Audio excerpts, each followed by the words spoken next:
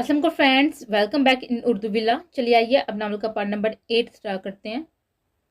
माजी। मेरा अपने ख्वाब को पूरा करने के लिए एक और स्टेप करीब हो गई। उसने मेरिट पर पूरे कॉलेज में टॉप किया। कन्वोकेशन के दिन अजहात ने उसके लिए भरपूर तालियां बजाई। उसे डिग्री थमाते हुए मेहमानी हसूसी ने नई जनरेशन से मुहातब होने के लिए मेराम को माइक पर दावत दी। सबसे पहले तो इन सब का शुक्रिया अदा करना चाहती हूँ जिन्होंने मुझे आगे बढ़ने का हौसला दिया, खासकर मेरी माँ का। उनके बगैर मैं कभी इस मुकाम तक नहीं पहुंच पाती। मैं उनका भी शुक्रिया अदा करती हूँ जिन्होंने मुझे गिराने की कोशिश की और मेरे इरादे पसे पुश डालने चाहे। वो ना होते तो मुझे अपने अंदर छुपे हौसले का अंदाजा ही ना होता। आखिर में बस मैं इतना कहना चाहती हूँ, कभी किसी काबिलियत का उसके स्टेटस से मुआवजा ना करे। हमारे मुल्क में ऐसे कई जवान हैं जो आगे बढ़ सकते हैं, लेकिन उन्हें हमारे लोअर क्लास और अपर क्लास के तफरीक में मुबतला कर दिए जाने जाते हैं और वहीं दब कर आ जाते हैं। मेरा आखिरी पैगाम इन सब जवानों से है, बच्चों से है कि आप आगे आए। इस निज़ाम को हमने बदलना है। आज हम लड़ेंगे तो कल को हमारी आने वाली नस्लों के साथ ऐसा सलूक नहीं किया जाएगा। शुक्रिया। वो अपना डिग्री हाथ में लिए स्टेज से नीचे आई। फिजा में तालियों की गूंज जारी थी। रेड लाइट एरिया में भी खुशी का समा था। अम्मा ने अपने हाथों से लड्डू बनाकर पूरे मोहल्ले में बांटे। शीला ताई ने उसकी कामयाबी की खुशी में उस रात छुट्टी दे दी थी। सब लड़कियां उसे मिलती शुक्रिया करती रही। जीत गई मेरी मीरो। शब्बो ने उसे गले से लगाया। ये तो बस शुरुआत है शबनम, असल जीत तब होगी जब मैं तुम सब लड़कियों को इस जगह से आजाद करवाऊंगी। मेराम की आंखों में खुशी के आंसू उमड़ने लगे। आप यहाँ, मैंने कहा था ना कि यहाँ फिर कभी मत आना। मीरा ने साथ बदल दिए। प्लीज जाए यहाँ से। वो दुपट्टे का पल्लू चेहरे पर लाती हुई कमरे से सर बाहर निकालकर गली में झांकने लगी। अच्छा आंटी से मिल लो फिर चला जाऊंगा। अम्मा अभी नहीं है, कहीं गई हुई है, आप जाए। वो जल्द अज जल्द उसे वहां से भेजना चाहती थी। 1 मिनट। मीरा ने कमरे के कुछ चौकर से बाहर आकर उसके हाथ से गुलाब का फूल झड़प लिया। अब बाय। वो ब्लश करती हुई नजरें फेर गई। मीराम अपनी दिल्ली कैफियत पर मुस्कुराती हुई पलटी के एक और तूफान उसकी जद में आ गई। दरवाजा बंद था। वह अज़ाहात को देखने में इस कदर मगन हो चुकी थी जैसे कमरे से बाहर न आना महसूस ही न हुआ और तेज हवा चलने के बाद दरवाजा अज खुद बंद हो चुका था। या अल्लाह। उसने अल्लाह को याद करते हुए दरवाजे का नाप घुमाया, लेकिन बेसूद। वो अपनी पूरी ताकत लगा के नाप घुमाने लगी, लेकिन उसकी हथेलियां शुरू हो गई, लेकिन लॉक टच से मस न हुआ। उसने चारों सीमा देखते हुए किसी आले की तलाश की, मगर उसे ताला तोड़ने के लिए कुछ भी न मिला। शीला ताई के पास एक्स्ट्रा चाबी होगी। अपने पतले दुपट्टे से पर्दा करते हुए नीचे आई और कामते हुए जिंदगी में पहली मर्तबा कोठे के अंदर कदम रखा। सरदार इब्राहिम दुरानी कमीज के बटन बंद करते हुए एक कमरे से निकले और हाथ में चाल दिए। रक्स पर नजरें जमाए गेट के जाने गमजन थे। सामने से डरी सहमी मेरा दुपट्टे के पल्लू से नकाब करती शीला ताई की तलाश में यहाँ वहां देती हुई आ रही थी कि सरदार इब्राहिम दुरानी से टकरा गई। मेरा के ऊपर का सांस ऊपर और नीचे का नीचे रह गया।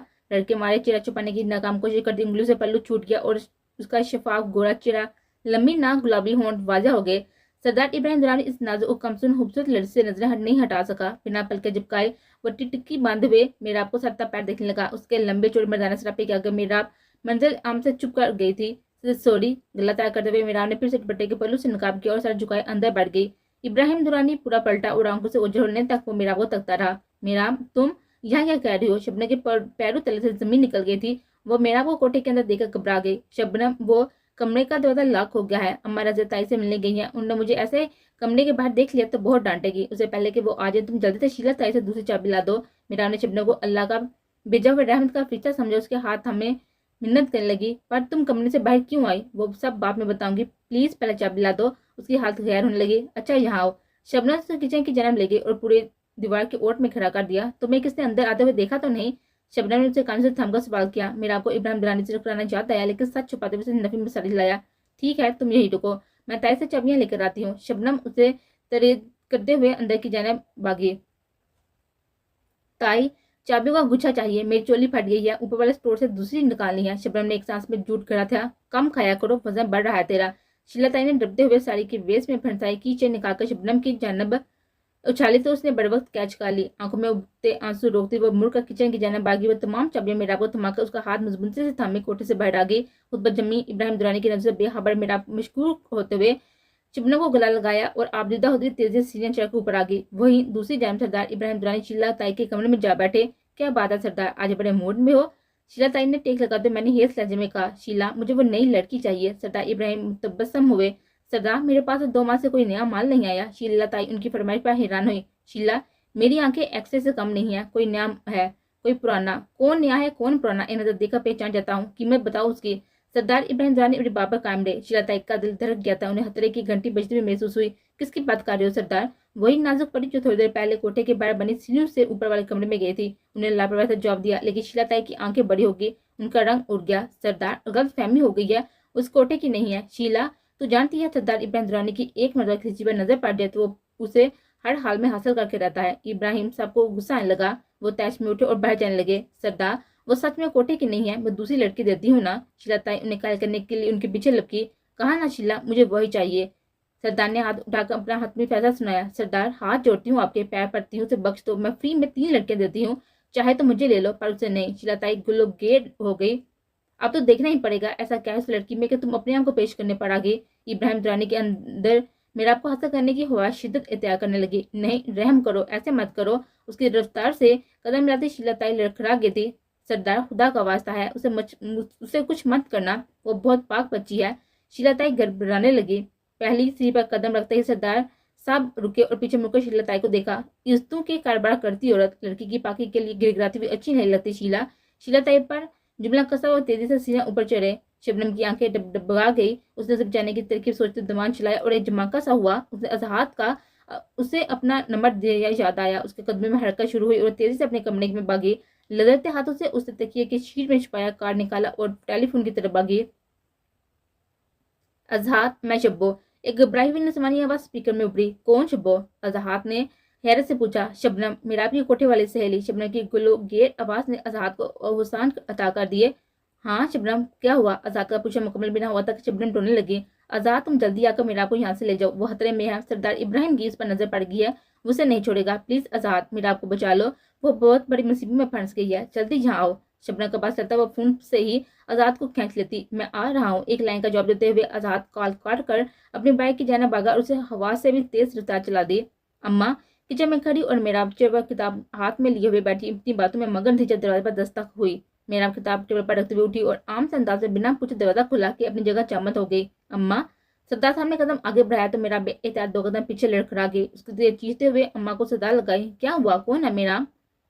अम्मा किचन से बाहर आई तो मेरा के जाने बढ़ते हुए इस रबे को देखकर वो वजह से ज्यादा हो गई। वही सरदार इब्राहिम दुरानी इजहा को देखकर ठिठक गया। इजहा फौरन से मेरा के पास आई और उसे खुद से लगाकर सरदार इब्राहिम दुरानी के रूबरू हो गई। ओ, तो ये तेरी बेटी है? सरदार इब्राहिम की कमीनगी में इजाफा होने लगा। तू तू तो कभी हाथ नहीं आई। इरा, तेरी बेटी ही सही, वैसे भी मेरे दुश्मन का खून है, उसे हासिल करने में तो बड़ा ही अलग मजा आएगा। सरदार साहब ने पुरानी बातें याद करवाते हुए नफरत भरी नजरों से इन दोनों माँ बेटी को देखा। मेरा अपने अम्मा की ओर में छुपते हुए बीके पलके उठाकर सरदार इब्राहिम दुरानी को देखा। उनके जुबानी अपने बाप का यूं जिक्र सुनना उसे एक आंख ना पाया। सरदार साहब ने इठा का बाजू दबोच लिया, उसे मेरा आपके सामने से हटाने लगी। छोड़ दो मेरी माँ को, आगे मत आना, मैं जान से मार दूंगी। मेरा अपने धमकाते हुए हवा में खंजर चलाया। सरदार साहब उसकी जरब से बचते पीछे हो गए। एक कदम और पीछे की सिमत उठाते हुए सरदार इब्राहिम ने हाथ बढ़ाया। मेरा आपकी कलाई जकड़ कर मरोड़ दी। वो दर्द से करा उठी और हजर उसके हाथ से गिर छूट गया। क्या बात है, वही जोश वही गुस्सा, अब तो पक्का यकीन हो गया है कि तुम उसी का खून हो। मेराम के अकब से उसके कान के करीब चेहरा करते हुए सरदार साहब ने अचंभे से कहा, छोड़ो मेरी बेटी को, छोड़ो। ईरा ने सरदार साहब के बाजू और कांधे पर हाथों की मुट्ठी बनाए हुए वार करना शुरू किया। ओह, तो एक राजपूत को बचाने दूसरा राजपूत आया है। इब्राहिम दुरानी ने तासर से कहा। उनके तंजिया लहजे और मैनी हेस जवाब पर आजाद के साहब ढीले पड़ गए। फिजा में पुलिस वैन का सायरन बुलंद हुआ तो पूरे रेड लाइट एरिया में बग दौड़ मच गई। सब नाम के शरीफजादे बदनामी के डर से अपने अपने रास्ते भागे। सरदार इब्राहिम दुरानी ने एक कुटेली नजर मीराम पर डाली और कमरे से बाहर निकल गए। क्यों आई थी तू कोठे में? ताई ने मीराम का चेहरा झंझोड़ा। ताई ने मीराम का बाजू झंझोड़ा। इराक की सांस रुक गई। वो बेचैनी से देखती चेहरे पर बैठी।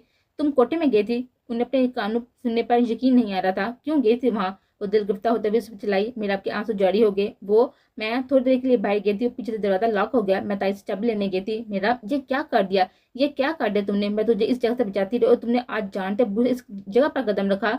अम्मा ज़ारा को रोने लगी। आई एम सॉरी, गलती होगी, प्लीज माफ कर दे अम्मा। उनके आंसू देखकर मेरा आपका दिल टूट कर चूर होने लगा। प्लीज ऐसे मत रोए, मुझसे गलती हो गई, माफ कर दो अम्मा। मेरा ने अम्मा के हाथों को अपने हाथों में थाम कर मिन्नत की। ईरानी सर नफी में हिलाया। ये कोई मामूली गलती नहीं थी कि वो फोन से माफ कर देती। शीला ताई उसके कंधे पर हाथ रखकर दिलासा देने लगी। अपनी तकरार में इनमें से किसी को भी आजाद की वहां मौजूदगी का ध्यान नहीं रहा। उसने ये क्यों कहा कि एक राजपूत को बचाने दूसरा राजपूत आया है? आजाद का दिमाग वहीं अटका हुआ था। उसके सवाब पर इन तीनों ने बैग वक्त आजाद की जन्म देखा। आजाद ने नजर घुमाकर मौका देखा। उनकी आगे दो नवाज होकर बैठा। क्या मेरा मेरे खानदान की है? अदा ने अम्मा की आंखों में देते हुए सवाल किया। मीरा ने भी सवाल नजर से अम्मा को देखा। प्लीज मैं सच जानना चाहता हूँ, मुझे बताएं, मेरा मेरी फैमिली में से है ना? आजाद की उदासी गहरी होने लगी। तुम राजपूत हो? ईरा खुद को कंपोज करते हुए कनखारी। जवाब में आजाद ने असबाब में सर को जनबिश दी। किन के बेटे हो? ये सवाल करते हुए एक पल को ईरा का दिल डगमगा गया था। सुल्तान राजपूत। मीरा किन की बेटी है? अदार ने डर का नाम बताते हुए फिर से अपना सवाल दोहराया। इरा ने दोनों तिल पर चेहरा साफ किया। मादी फिल्म की तरह उसके जहन में गर्दिश करने लगा। बता दो ईरा। शीलाताई ने संजीदगी से ईरा के कंधे पर हाथ रखा। ईरा ने लब बीची लिए और उदासी से मीरा को देखा, फिर लंबा सांस हाश करके वो गोया हुए। माजी, मुझे जाने दो प्लीज, मुझे मेरे घर जाना है। ईरा मिन्नत करने पर आ गई थी। ले जाओ इसे, कमरे बंद कर दो, छोड़ मुझे, मुझे यहाँ नहीं रहना, मुझे घर जाना है, जाने दो। ईरा रोते हुए मिन्नत करने लगी। जब तक वो उठकर दरवाजा तक भागी, शीला तक दरवाजा लॉक कर चुकी थी। खोलो, बाहर निकालो मुझे, मैं डबल पैसे दे दूंगी, पर मुझे यहाँ तक जाने दो। दरवाजा पीटती ईरा बुलंद आवाज से दाएं देने लगी। मुझे यहाँ नहीं रहना, मुझे यहाँ से बाहर ले जाओ प्लीज, मैं गलती से यहाँ आ गई हूँ। यहाँ से निकल भी जाए तो कौन तुझे रखेगा? दिन भर से गायब है, क्या तेरा बाप तुझे वापस रख लेगा? चलो रख भी लिया तो समाज की बातें तुझे चैन से रहने देंगी? माया ने जमाने की तल हकीकत समझाने की कोशिश की। ईरा अपना हाथ छुड़ाकर गेट की जाना भागी, मगर दरवाजे पर मुतैन मुहावदूर ने उसे जकड़ लिया और जबरदस्ती कहते शीला के पास ले आए। तू, तेरी ये हिम्मत? शीला ने एक और थप्पड़ रसीद किया। ईरा कड़ा उठी, उसकी आंखों के आगे अंधेरा चलने लगा। वो बच्ची कुच्ची कसर इस नशावार इंजेक्शन ने पूरी कर दी, जो उसकी मजामत पर एक मुहावर उसके बाजू में लगा दिया। ईरा के हवास बेगान होने लगे। नशे के जरिए से ईरा रात भर इसी ठंडे फर्श पर सोई रही। शहजादे साईं, नया माल है, 2 दिन पहले आई है, थोड़ा बलबला करेगी पर आप संभाल लेना।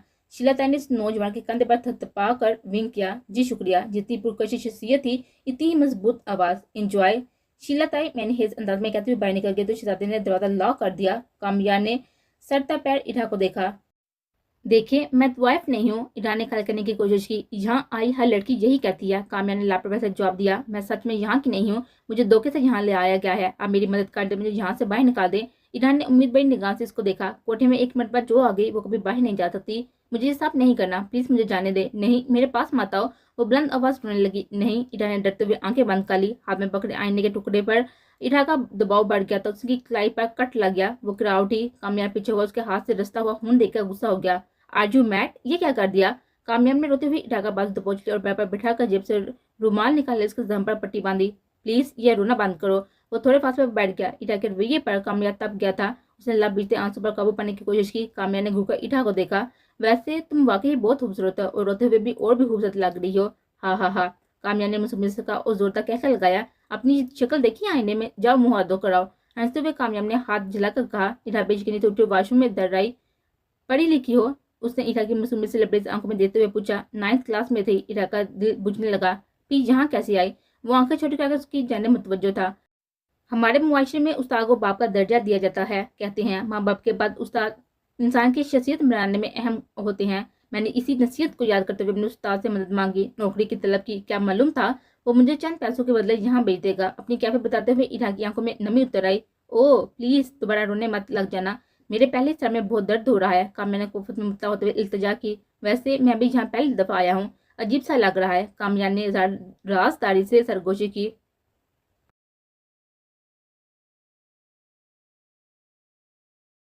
काम्या कमरे से निकलकर शीला के ऑफिस में दर आया। आइए शहजादे, कैसी रही? ज्यादा तंग तो नहीं किया उसने? शीला ताई पाकिया लड़कियों की कमाई जमा करते हुए नीम दराज हो बैठी थी। शीला, मैं उसे मंजूर नजर करना चाहता हूँ। काम्या ने बगैर तमीज बांधे सीधे मुद्दे की बात की। वाओ, एक रात में क्या जादू कर दिया इस चिड़िया ने शहजादे, कीमत बताओ। काम्या की ये हसीयत थी कि वो कम को और काम की बात तक बोलने वाला इंसान था। कितनी रातों की? शीलाताई संजीदा हुई। हमेशा के लिए। कामयाब के चेहरे पर पुरसुकून और एतमाद था और शीलाताई के चेहरे पर परेशानी। शहजादे, हमेशा के लिए तो? शीलाताई ने इनकार करना चाहा पर उससे पहले कामयाब ने जेब से चेक बुक निकाला। ईरा को कोटे में रहते हुए 1 हफ्ता हो गया था। कामयाब का आना बदस्तूर जारी था। वो कम को इंसान आधी रात होने तक बातें करता रहता। उसके बाद कामयाब ने दोबारा ईरा के करीब जाने की कोशिश नहीं की थी। एक माह में वो कामयाब से इतना अटैच हो गई थी कि उसकी गैर मौजूदगी उसे उदास करने लगती। इस रात कामयाब ईरा के पास आया तो वो पहले से ज्यादा गुमसुम थी। दरअसल वो समझ नहीं पा रहा था कि ईरा को उसकी फैमिली के मतलब कैसे बताए। आखिरकार हिम्मत करके उसने कनखाते हुए अपना गला साफ किया। वो एड्रेस जो तुमने बताया था, मैं गया था वहां। उसने बल्कि उठाकर ईरा के तासा देखे। ईरा के चेहरे पर एक साथ कई रंग आकर गुजरे। वहां से मालूम हुआ कि नफीसा बेगम एक माह कबल दिल के दौरे के बायस वफात पा चुकी हैं और घोर साहब ने चंद दिन पहले दूसरी शादी कर ली है। जब मैंने तुम्हारा मतलब उनकी बेटी इरा के बारे में पूछा तो उन्होंने कहा अव्वल तो पहचानने से ही इनकार कर दिया, फिर कहा कि वो भी अपनी अम्मी के हमरा मर गई है। सारी रवादार सुनाकर काम्या ने इरा को देखा जिसके आंसू जारी हो चुके थे। ये सब क्या हो गया? वो बिलक बिलक कर रोने लगी। सुबह इरा की आंख खुली तो कामया की बाहों में थी। एक झटके से उठ बैठी और खुद को चादर से ढककर वॉशरूम में बंद हो गई। रात का वाकया याद करते हुए दरवाजे से लगकर बैठ गई। आंसू का रेला फिर से बह निकला। ये आंसू माँ की मरने और बाप की पहचाने से इनकार करने के नहीं थे, बल्कि ये उसकी गलती, उस गुनाह के थे जो अनजाने में उसे सरजद हो चुका था। इरा, मेरी बात सुनो। I can explain. कामया ने वजाहत देना चाहिए। क्यों किया ऐसा? मैं अपने हवास में नहीं थी, पर आप तो होश में थे। मेरी माँ मरी, बाप ने जिते जी मुझे मार दिया, मुझ पर गमों का पहाड़ टूटा पड़ा था और आपने तो जिंदा गाड़ दिया। क्यों? इरा गम और गुस्से से कामयार के सीने पर मुक्के पर मारने लगी। सॉरी, मैं बहक गया था, प्लीज। कामया ने अपनी जान उठती इरा की छोटी मुठ्ठियां पकड़ ली। नहीं, अब मैं आपको नहीं छोड़ूंगी। अभी कभी मुझसे शादी करो, चाहे यहीं रखो, पर शादी करो। मैं बता रही हूँ कामी, मैं खुद की जान ले लूंगी। अब तो मुझे अपनाना ही पड़ेगा आपको। इरा ने बार बार आंखें रगड़ते हुए उंगली उठाकर काम्या को धमकाया। इरा, अच्छा रिलैक्स, मैं करूंगा शादी, तुम्हें ले जाऊंगा यहाँ से, प्लीज रिलैक्स। काम्या ने जबरदस्ती से तसल्ली देते हुए सीने से लगाया।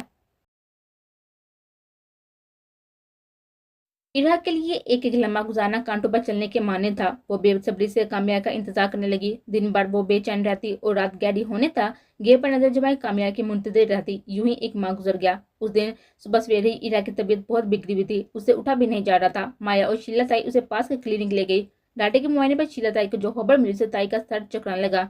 कम मक्कल बेवकूफ, इतनी समझ नहीं तुझमें, सत्यानाश कर दिया, अब क्या करूं मैं तेरा। शीला ताई बिस्तर पर नींदराज बैठी इरा को झिड़कने लगी। मैं डॉक्टर से बात करती हूँ तो अभी ये बच्चा गिरा रही है। हकमाना अंदाज में कहते शीला ताई डॉक्टर के पास कमरे की जानब बढ़ने लगी थी। इरा के कदमों में जा गिरी। नहीं ताई, मैं ऐसा गुनाह नहीं करूंगी। अनजाने मुझसे जो गलती हुई है उसकी सजा इस मासूम को क्यों दो? खुदा के लिए ऐसा जुल्म ना करें। किस्मत ने मुझसे मेरा घर, मेरे माँ बाप, यहाँ तक कि कामी को भी छीन लिया, पर तुम मुझसे ये मेरा बच्चा मत छीन लो। इरा ने शीला ताई के पैर पकड़ लिए। इरा, कोटे में बच्चे पैदा करेगी, समाज क्या कहेगा, पाप का नाम कौन देगा? माया ने अपनी जन्म से समझाने की कोशिश की। ये मेरे जीने की वजह बनेगा। मैं ही इसकी माँ हूँ और मैं ही उसका बाप। और कमी आएगा ना मेरे लिए, ना से इस बेबी के लिए, वो मुझसे शादी जरूर करेगा। इरा पर उम्मीद हुई। इरा, तुझे आप भी लगता है कि ज्यादा कामया वापस आएगा? पगली, वो जा चुका है, नहीं आएगा वो। माया को इरा की जहनी हालत पर अफसोस हुआ। इरा की प्रेगनेंसी को 4 माह हो चुके थे। कामया के जन्म से कोई इतला नहीं मिली। कुछ पल आंसू बहाकर उसने खुद को कंपोज किया और अपनी बकाया जिंदगी अपने बेबी से मनसूब कर ली। और फिर वो वक्त आन पहुंचा जब इरा 16 साल की उम्र में माँ के दर्जे पर फाइज हो गई। उसने नन्ही सी बेटी को जन्म दिया। लेडी डॉक्टर ने वो छोटी सी पड़ी शीला ताई के हाथ में दी तो वो जज्बाती होगी और बेहतियात रो पड़ी। पहली नजर में नन्ही सी मेराम शीला ताई के दिल में गड़गड़ गई थी। वो जो खुद कभी औलाद की शीरनी चख नहीं सकी थी, मेराम ने उनकी दिली ममता को जगा दिया था। मेराम 3 माह की हुई तो इरा के नाम एक खत आया। वो बात हुए पोस्टमैन से हाथ चिपका पड़ने लगी। वो कामया का आखिरी और अलविदाई हाथ था। एक आखिरी चेक के साथ उसने इरा को अपने मजदूर नजर के नाम से आजाद कर दिया था। कहीं नहीं जाओगी तुम, वैसे भी तुम अब मेरे काम की नहीं रही।